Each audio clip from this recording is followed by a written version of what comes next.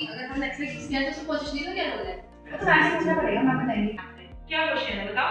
Ma'am हमें X ray खींचने के लिए पोजीशनिंग क्यों जरूरी होती है? मैं बताती हूँ एक्स रे खींचने के लिए पोजीशनिंग क्यों जरूरत है। तुम इधर आओ।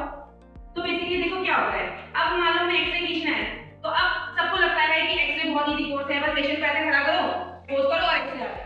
बट ऐसा नहीं होता, ठीक है। क्यों हमें पोजीशनिंग सीखना जरूरी है? बिकॉज अगर मान लो हमें सबसे पहले हम दो एग्जांपल देखेंगे। सबसे पहले हम क्लिनिकल का एग्जांपल देखेंगे। अब ये क्लिनिकल है, ठीक है। अगर हम चेस्ट का एक्स रे कर रहे हैं तो उसमें रिंग्स आ जाती है, रिंग्स उसे क्या कर देते हैं, ओवरलैप कर देते हैं। अब हमें क्लिनिकल का फ्रैक्चर देखना है या फिर मतलब लंग्स के अपर लोब में देखना है, प्रोटिया एब्नॉर्मलिटी में नहीं दिखेगा तो उसके लिए हमें क्या करना पड़ेगा, हमें एंगुलेशन करना पड़ेगा। हमें पता होना चाहिए सबसे पहले कि पोजीशनिंग कहां पे क्या चीजें हैं, तो उसके लिए हम क्या करेंगे, उसमें हम एंगुलेशन देंगे, ठीक है। तो पहला इसलिए जरूरी है पोजीशनिंग करना। और दूसरा क्यों जरूरी है, क्योंकि मान लो अगर हमें ऑक्सीपिटल में फ्रैक्चर है, ठीक है, या फिर आपका फ्रंटल में फ्रैक्चर है, तो दोनों ही केसेस में मान लो अभी इसका ऐसे है, ठीक है, अभी इसका ऐसे है, तो अगर हम सामने से देंगे तो ये जो ऑक्सीपिटल में अगर फ्रैक्चर हमें दिखेगा, नहीं दिखेगा ना।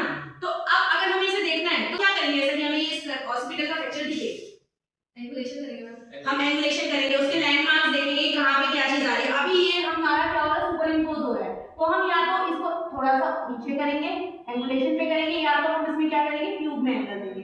तो डाउट क्लियर हुआ क्यों पोजीशनिंग जरूरी है?